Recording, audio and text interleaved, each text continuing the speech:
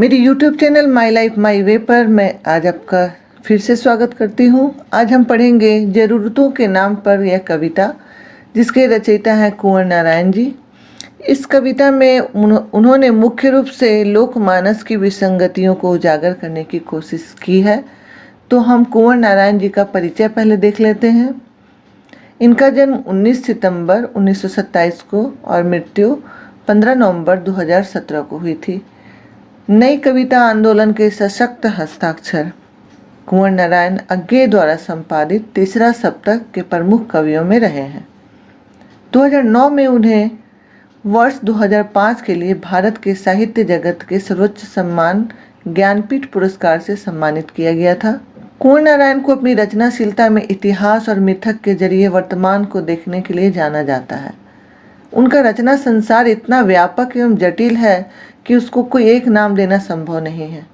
यद्यपि कुंवर नारायण की मूल विधा कविता रही है, पर इसके अलावा उन्होंने कहानी, लेख व समीक्षाओं के साथ साथ सिनेमा, रंगमंच एवं अन्य कलाओं पर भी बखूबी लेखनी चलाई है। इसके चलते जहां उनके लेखन में सहज संप्रेषणीयता आई है, वहीं वे प्रयोगधर्मी भी बने रहे। उनकी कविताओं, कहानियों का कई भारतीय तथा विदेशी भाषाओं में अनुवाद भी हो चुका है। तनाव पत्रिका के लिए उन्होंने कवाफी तथा ब्रोखेस की कविताओं का भी अनुवाद किया है। एमए करने के बाद ठीक 5 वर्ष बाद 1956 में 29 वर्ष की आयु में उनका प्रथम काव्य संग्रह चक्रव्यूह नाम से प्रकाशित हुआ। अल्प समय में ही अपनी प्रयोगधर्मिता के चलते उन्होंने अपनी एक अच्छी पहचान स्थापित कर ली और नतीजतन अज्ञे जी ने वर्ष 1959 में उनकी कविताओं को केदारनाथ सिंह, सर्वेश्वर दयाल सक्सेना और विजय देव नारायण शाही के साथ तीसरा सप्तक में शामिल किया। यहाँ से उन्हें काफ़ी प्रसिद्धि मिली। 1965 में आत्मजयी जैसे प्रबंध काव्य के प्रकाशन के साथ ही असीम संभावनाओं वाले कवि के रूप में अपनी पहचान बना ली थी। ये अलग से कहने की आवश्यकता नहीं है कि कुंवर नारायण भारतीय औपनिवेशिक परंपरा के कवि हैं। इस लिहाज से हिंदी कविता में अन्यतम है, पर सिर्फ इतना ही उनका काव्य सत्य नहीं है। वे परंपरा के विस्तार के कवि भी हैं। उनकी रचनाशीलता में भारतीयता निबद्ध है, लेकिन वैश्विकता भी है। हिंदी के कुछ लेखकों की भारतीयता वैश्विकता विरोध में चली गई है। ऐसे भारतीयतावादी लेखक यूरोप और पश्चिम के खिलाफ ही अपनी भारतीयता को पेश करते हैं। उनके यहाँ पूर्व बनाम पश्चिम का द्वंद्व चलता रहता है और वे पीड़ित ग्रंथि के साथ भारतीय होते हैं। कुंवर नारायण के साथ ऐसा नहीं है। वे पूर्व और पश्चिम या यूरोप बनाम भारत का कोई द्वंद्व न देखते हैं न दिखाते हैं। दरअसल उनके यहाँ कोई दूसरा नहीं है, इसलिए उन्होंने इब्न बतूता पर भी कविता लिखी, अभिनव गुप्त और अमीर खुसरो पर भी। इनकी प्रकाशित कुछ कृतियों के नाम हम देख लेते हैं। इनका कविता संग्रह है ये चक्रव्यूह, परिवेश, हम तुम, अपने सामने, कोई दूसरा नहीं, इन दिनों, कविता के बहाने। खंड काव्य है आत्मजयी और वाजश्रवा के बहाने। कहानी संग्रह है आकारों के आसपास। समीक्षा विचार है आज और आज से पहले, मेरे साक्षात्कार। साहित्य के कुछ अंतर्विषयक संदर्भ। संकलन है कुंवर नारायण संसार, कुंवर नारायण उपस्थिति, कुंवर नारायण चुनी हुई कविताएं, कुंवर नारायण प्रतिनिधि कविताएं। हम देख लेते हैं कि उन्हें कौन कौन से पुरस्कार और सम्मान मिले। उन्हें 2005 के ज्ञानपीठ पुरस्कार से सम्मानित किया गया। 6 अक्टूबर को राष्ट्रपति प्रतिभा पाटिल ने उन्हें देश के सबसे बड़े साहित्यिक सम्मान से सम्मानित किया था।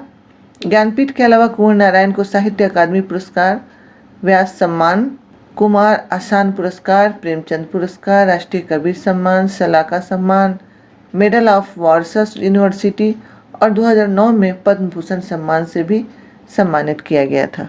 अब हम पढ़ते हैं कविता जरूरतों के नाम पर। इसका एक पैराग्राफ पहले हम पढ़ते हैं, फिर उसका भावार्थ बताते चलते हैं। क्योंकि मैं गलत को गलत साबित कर देता हूँ, इसलिए हर बहस के बाद गलतफहमियों के बीच बिल्कुल अकेला छोड़ दिया जाता हूँ, वह सब कर दिखाने को जो कह दिखाया। इसका भावार्थ है कि इस पद्यांश में कवि ने काफ़ी सहजता से हर वो बात कह दी है जो आज हर आदमी की ही बात हो। जैसे अभी के समय जो लोगों की सोच है वही वो यहाँ पर बयां कर रहे हैं, यानी व्यक्त कर रहे हैं।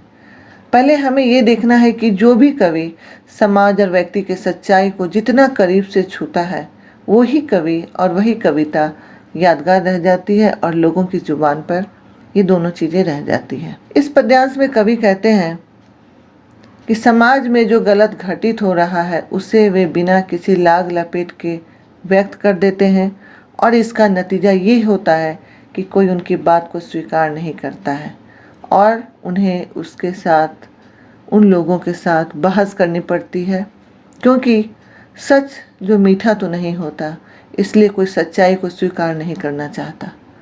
कवि को ही लोग गलतफहमियों का मारा हुआ बताकर अकेले छोड़ देते हैं और व्यवहारिक रूप में इन कही गई बातों को साबित करने को कहा जाता है, यानी कवि को उल्टे चुनौती दी जाती है। हम दूसरा पैराग्राफ देखते हैं। वे जो अपने से जीत नहीं पाते, सही बात का भी जीतना सह नहीं पाते और उनकी असहिष्णुता के बीच मैं किसी अपमानजनक नाते की तरह बेमुरवत तोड़ दिया जाता हूँ। इसका भावार्थ है कि कवि कहते हैं कि इस समाज में जो लोग बहस में तो जीत जाते हैं, यानी आपको गलत साबित कर देते हैं बातों से, पर असल में वे अपने कर्मों से हारे हुए लोग होते हैं। वे लोग आपको आपकी बातों को बर्दाश्त कतई नहीं कर पाते हैं, उल्टे आपको ही ऐसे किनारे में लगा देंगे जैसे सच बोलने का अपराध करने वाले को ही तोड़ देना सही रास्ता है, उसे चुप करने का यही तरीका हो, क्योंकि कोई सच सुनना नहीं चाहता।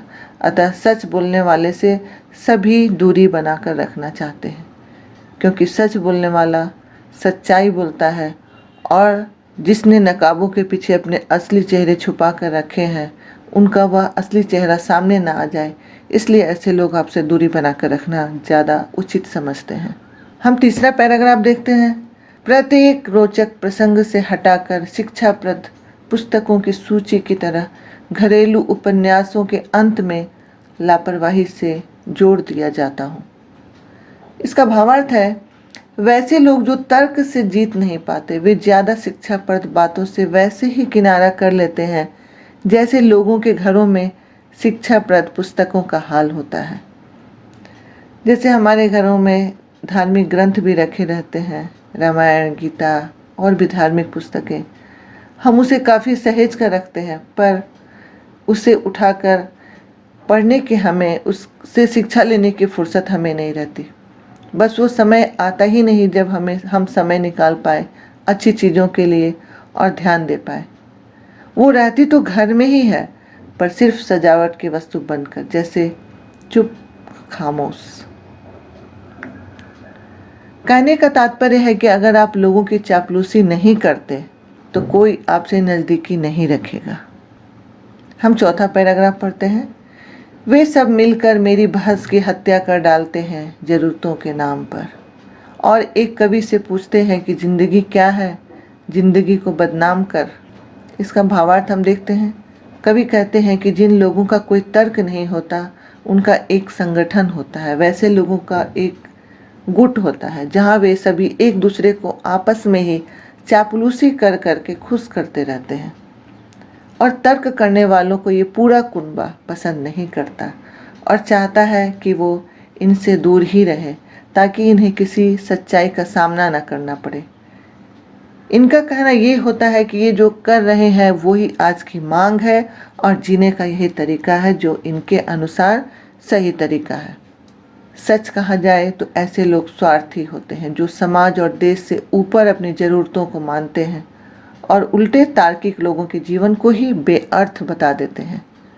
पूरी कविता का सार अगर हम देखें तो कवि ये कहना चाहते हैं कि अपनी ज़रूरतों को पूरा करने के लिए कोई भी गलत या असंगत काम करने की इजाज़त नहीं होनी चाहिए, किसी को नहीं होनी चाहिए। हर किसी की ज़िंदगी का कोई न कोई मकसद ज़रूर होता है और उसे सार्थक बनाना चाहिए हमें, हम सबको।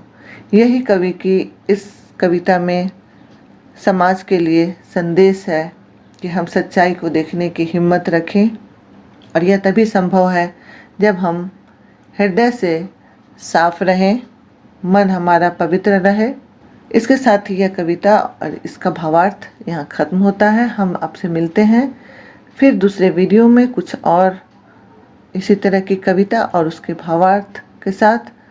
आपको यह वीडियो अच्छा लगा तो अपने दोस्तों को ज़रूर शेयर करें। मेरे वीडियो को देखने के लिए आपका धन्यवाद।